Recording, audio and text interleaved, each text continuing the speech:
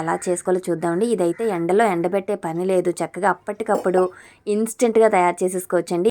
మనకి నిల్వ స్పూన్ అండి, ఫుల్ టీ స్పూన్ వద్దు, 3/4 టీ స్పూన్ మెంతులు వేసుకొని వేగనివ్వండి. ఇక్కడ కావాల్సిన వాళ్ళు ఇంతేనండి, చాలా సింపుల్గా మన గార్డెన్లో పండించిన టమాటోలతోనే నిల్వ పచ్చడి. హాయ్ అండి, అందరికీ నమస్తే. గార్డెన్లో మనకి చాలా టమాటోలు కాస్తున్నాయి కదండి, చాలా బాగుంటున్నాయి కూడా. ఇవి చూస్తే నాకు పచ్చడి చేయాలని అనిపించిందండి. ఎందుకంటే చాలా రెడ్ కలర్లో ఎర్రటి టమాటాలు అయితే పండాయండి ఈసారి. సో ఇవైతే మనం టైం వేస్ట్ చేయకుండా పచ్చడి చేసేద్దామండి. అది కూడా నిల్వ పచ్చడి. మనకి ఇలాగా 6 నెలల వరకు నిల్వ ఉంచుకునే టమాటో నిల్వ పచ్చడిని ఎలా చేసుకోవాలో చూద్దామండి. ఇదైతే ఎండలో ఎండబెట్టే పని లేదు, చక్కగా అప్పటికప్పుడు ఇన్స్టెంట్గా తయారు చేసేసుకోవచ్చండి. ఇది ఎలా తయారు చేసుకోవాలో ఇప్పుడైతే వీడియోలో చూసేద్దాం. మీరు కూడా తప్పకుండా ఇలా ట్రై చేసి చూడండి. అందరూ కూడా మెచ్చుకుంటారు. అంతా బాగుందండి, నేను చేసి పెట్టాను, అందరికీ కూడా చాలా బాగుందని చెప్పారు. సో అందుకనే మీతో ఇది షేర్ చేసుకుందాం అనుకుంటున్నాను. టమాటాలని ముందుగా బాగా వాష్ చేసుకొని ఒక్క నీరు చుక్క కూడా లేకుండా శుభ్రంగా కడిగి పెట్టుకోండి. పక్కన బాగా ఆరిపోయిన తర్వాత ఇలాగా పీసెస్గా కట్ చేసేసుకోండి. ఇది అన్ని టమాటోలను కూడా పీసెస్గా కట్ చేసుకోండి. నేను 1 కేజీ టమాటోస్ని తీసుకున్నాను. ఈ 1 కేజీ టమాటోల్ని అన్నీ కూడా ముక్కలుగా కట్ చేసుకుంటున్నానండి. ఈ విధంగా అన్నీ కూడా రెడ్ కలర్లో ఉన్నవే తీసుకోండి. అప్పుడు మనకి టమాటో అనేది పచ్చడి మంచి కలర్ఫుల్గా వస్తుందండి. ఇలా అన్ని కూడా టమాటాలని పీసెస్గా కట్ చేసేసి ఒక బౌల్లోకి వేసేసుకుంటున్నాను. చూస్తున్నారు కదా, ఈ విధంగా పక్కా కొలతలతో చెప్తున్నానండి. మీరు కూడా ఇలా ట్రై చేయండి, చాలా టేస్టీగా ఉంటుంది. అలాగే మనం ఎప్పుడు కావాలంటే అప్పుడు అలాగ కొంచెం పచ్చడి వేడి అన్నంలో వేసుకొని తింటే అద్దరిపోతుంది కదండి. ఈ విధంగా పీసెస్ అన్నీ కట్ చేసేసుకున్న తర్వాత చింతపండు తీసుకోండి. ఒక గుప్పెడు చింతపండు ఉండాలి. దానికి ఏదైనా పీసుల్లాగా ఉన్నా లేదా పిక్కలు ఉన్నా అవన్నీ తీసేసుకొని చక్కగా ఈ విధంగా నేను ఎంత మెజర్మెంట్ తీసుకున్నానో చూసారు కదా, గుప్పెడు ఈ చింతపండును కూడా అందులోనే కలిపేసి ఇప్పుడు మనం ఇది స్టవ్ వెలిగించుకొని ప్యాన్ పెట్టుకొని ఇది కూడా ఎక్కడ కూడా చుక్క వాటర్ కూడా ఎక్కడ తగలకుండా చూసుకోవాలండి. ప్రతిదీ కూడా మనకి నిల్వ ఉండేది కాబట్టి చాలా కేర్ఫుల్గా చేసుకోవాలి. ఇదంతా కూడా ప్యాన్ వేడెక్కిన తర్వాత ఇవన్నీ పీసెస్ని చింతపండుని కలిపి వేసేసి కాస్త కలపండి. హైలోనే పెట్టుకోవచ్చు, ఎందుకంటే ఇది కొంచెం వాటర్ దిగుతుంది కదా. సో ఈ విధంగా మనకి కలుపుతూ ఉంటే కొంచెం వాటర్ అనేది దిగుతుంది. సో దీనికి కొంచెం మూత పెట్టి ఉంచారనుకోండి, అప్పుడు మనకి అది తొందరగా మగ్గుతుంది. తర్వాత చూసారు కదా, ఈ విధంగా మనకి బబుల్స్ వస్తున్నాయి. సో అంటే టమాటో చక్కగా మగ్గిందనమాట. ఈ విధంగా మనం అడుగంటకుండా చూసుకోవాలండి. అడుగంటకుండా అలా కలుపుతూనే ఉండాలి. ఇప్పుడు ఇక్కడి నుంచి అయితే మనం క్యాప్ పెట్టకూడదు, దానిపైన మూత పెట్టకుండా చూసుకోండి. సో ఇదంతా కూడా మిడిల్ ఫ్లేమ్లో ఉంచుకొని మీడియం ఫ్లేమ్లో ఇదంతా కలపండి. టమాటోలు అక్కడక్కడ పెద్దవిగా ఉంటే ఇలా మనం గరిటెతోని కొంచెం నొక్కితే చక్కగా మెత్తగా అయిపోతుందండి. ఇలా చూసారు కదా, చాలా దగ్గర పడుతూ ఉంది. మనం దగ్గరే ఉండాలి, కొంచెం అలా కలుపుతూ ఉంటే చక్కగా థిక్గా అయిపోతుంది. ఇప్పుడు మనం 1 teaspoon full teaspoon పసుపుని వేసుకొని ఇది కూడా బాగా కలపాలండి. ఇదంతా కూడా కలిసేలాగా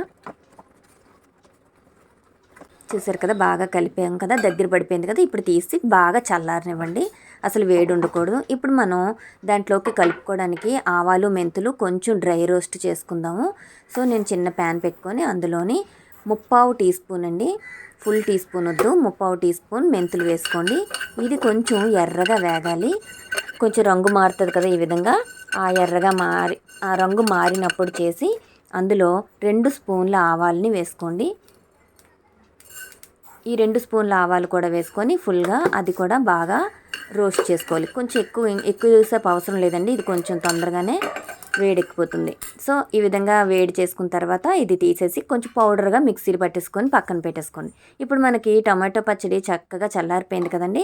అదే మనం వేపుకున్న టమాటోలు చింతపండు ఇది ఏం చేస్తామంటే ఇప్పుడు మనం దీంట్లోకి నేను 1 కప్పు మెజర్మెంట్ అంటే 125 గ్రామ్స్ అండి, అంటే 125 గ్రాములు, పావులోని సగం అనమాట కారప్పొడి తీసుకోండి. కొంచెం కాశ్మీరీ పౌడర్ అయితే చాలా కలర్ఫుల్గా ఉంటుంది. పావులో సగం మీ కొలతకి ఇది 125 గ్రాములు ఆ కప్పు అయితే. అందులోకి 1 ఫుల్ తీసుకున్నాం కదా కప్పు, ఇప్పుడు 1/2 కప్పు సాల్ట్ వేసుకోండి. దాంట్లోకి సగమే రావాలి, కొంచెం తగ్గించే వేసుకోండి, కావాలంటే యాడ్ చేసుకోవచ్చు. నేనైతే 1/2 కప్ వేస్తే నాకు సరిపోయింది. సో ఈ విధంగా ఇది వేసుకున్నాం కదా, ఆ తర్వాత ఆవాలు మెంతులు పౌడర్ చేసుకున్నాం కదా, అది కూడా ఇందులో యాడ్ చేసుకోండి. యాడ్ చేసుకొని బాగా కలపాలండి. మొత్తం అంతా కలిసిపోవాలన్నమాట. ఈ పౌడర్స్ అన్నీ బాగా మిక్స్ అయ్యేలాగా ఆ పేస్ట్లోకి బాగా కలిపి పక్కన ఉంచండి.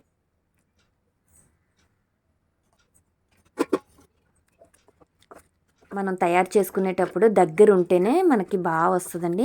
ఈ విధంగా బాగా కలిపేసుకుంటాం కదా, ఈ పేస్ట్ అంతా కూడా మిక్సీ బౌల్లోకి తీసుకొని మిక్సీలోకి వేసుకోవాలి. నేను ఇక్కడ వెల్లుల్లి గుడ్లు ఒక గుప్పెడు తీసుకున్నానండి.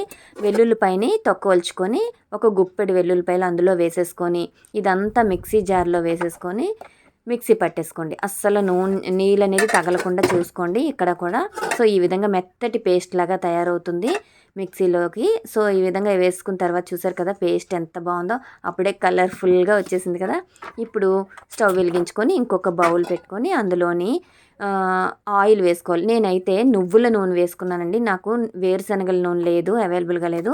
గానుగ నూనె అంటాం మేము, అది కూడా మంచిదేనండి. అలాగే ఒక గుప్పెడు మినప్పప్పు నూనె మరుగుతున్నప్పుడు చేసి, ఒక గుప్పెడు శనగపప్పు, కొంచెం మళ్ళీ ఆవాలు వేసుకోవచ్చు. సో ఇది సిమ్లోనే పెట్టుకోండి. తర్వాత వెల్లుల్లిపాయలు కూడా కొంచెం పగలగొట్టుకొని వేసుకోండి. కొంచెం కరివేపాకు ఎండుమిర్చి వేసుకొని సిమ్లోనే బాగా వేగనివ్వండి.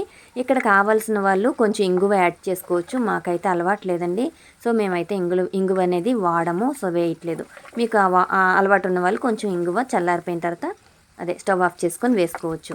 ఓకే అండి, ఇప్పుడైతే తాలింపు రెడీ అయిపోయింది కదా. ఇది కూడా బాగా చల్లారిపోవాలండి. ఏదైనా కూడా నిల్వ పచ్చడి చేసుకునేటప్పుడు వేడివేడిగా వేయకూడదు. సో ఈ విధంగా పేస్ట్ అంతా తయారైపోయి చల్లారిపోయింది కదా. ఇప్పుడు మనం ఈ తాలింపుని ఈ మధ్యలో అంటే పచ్చడిని కొంచెం అటు ఇటు జరుపుకొని అందులోకి ఈ తాలింపు వేసేసుకోవాలి. ఇక్కడ మీకు చూడడానికి నూనె చాలా ఎక్కువ అయిపోయినట్లు కనిపిస్తుంది కదండి. అస్సలు కాదండి, చక్కగా పీల్చేసుకుంటుంది. పావు కేజీ పట్టింది నాకైతే కరెక్ట్గానా. చాలా పర్ఫెక్ట్గా వచ్చిందండి. సూపర్ టేస్ట్ అయితే ఉంది. ఈ విధంగా నెమ్మదిగా ఫస్ట్ కలుపుతూ ఉంటే ఆ పచ్చడి చక్కగా పీల్చేసుకుంటుంది. మీరే చూడండి, నేను కలుపుతున్నంతసేపట్లో ఎంత చక్కగా పచ్చడికి కలిసిపోయిందో. అస్సలు పైన నూనె అనేది కనిపించకుండా ఆ పచ్చడి అంతా కూడా పీల్చేసుకుంది. చూడండి, ఇంతేనండి. చాలా సింపుల్గా మన గార్డెన్లో పండించిన టమాటాలతోనే నిల్వ పచ్చడి చేసేసుకోవచ్చు. ఈ టేస్ట్ అయితే అమోఘం అని చెప్పుకోవచ్చు. నేనైతే అలా కలుపుతున్నప్పుడే నాకు వేడివేడి అన్నంలో కలుపుకొని తినేయాలనిపించింది. అలానే తిన్నాను. చాలా టేస్ట్ బాగుంది. ఇంకా ఇదంతా కూడా కలిపేసాను. చూసారు కదా, అంతా ఆయిల్ అంతా కూడా ఆ పచ్చడిలోకి ఇంకిపోయింది. చూసారు కదా. ఇంకంతేనండి. ఈ విధంగా ఉండడం వల్ల నిల్వ కూడా ఉంటుంది. అయితే బయట మాత్రం పెట్టకండి, ఫ్రిడ్జ్లోనే స్టోర్ చేసుకోండి. ఇది ఎందుకంటే మనం ఎండబెట్టట్లేదు కాబట్టి, ఇన్స్టెంట్గా తయారు చేసుకుంది కాబట్టి ఒక బౌల్లోకి వేసుకొని, గాజు బౌల్ అయినా పర్లేదు, ప్లాస్టిక్ది అయినా పర్లేదు, ఈ విధంగా ఒక ప్లాస్టిక్ జార్లోకి ఇలా నేను వేసేసుకుంటున్నాను. అసలు కలర్ అయితే చూడండి ఎంత బాగుందో. మన గార్డెన్లో ఎంత ఎర్రగా పండాక మనకి ఉండబుద్ధి వేస్తుందా ఇలా పచ్చడి చేసుకోకుండా? మీరు కూడా ట్రై చేసే ఉంటారు. ట్రై చేసిన వాళ్ళు తప్పకుండా కామెంట్స్లో చెప్పండి. నేను చేసిన ఈ టొమాటో నిల్వ పచ్చడి ఎలా ఉందో నాకు తప్పకుండా తెలియజేయండి. మీరు కూడా ట్రై చేయండి. ఓకే అండి, ఇప్పుడైతే నేను ఇలాగ క్యాప్ పెట్టుకున్నాను, ఎందుకంటే ఆల్రెడీ పచ్చడి చల్లారిపోయింది. ఇక మిగిలింది ఉంది కదండి జార్లో, ఇక్కడ మాకు చుట్టుపక్కల రిలేషన్స్ నైబర్స్ ఉన్నారు కదండి, వాళ్ళకి మరి టేస్ట్ చేయమని ఇచ్చాను. వాళ్ళు నాకు చెప్పారు కూడా చాలా బాగుందని. ఇంకా హ్యాపీ, అంతేనండి. ఇది కనుక నచ్చితే మీరు ట్రై చేయండి. మళ్ళీ మంచి వీడియోలో నెక్స్ట్ వీడియోలో కలుద్దామండి. వీడియో నచ్చితే లైక్ చేయండి, సబ్స్క్రైబ్ చేసుకోండి. బాయ్ అండి.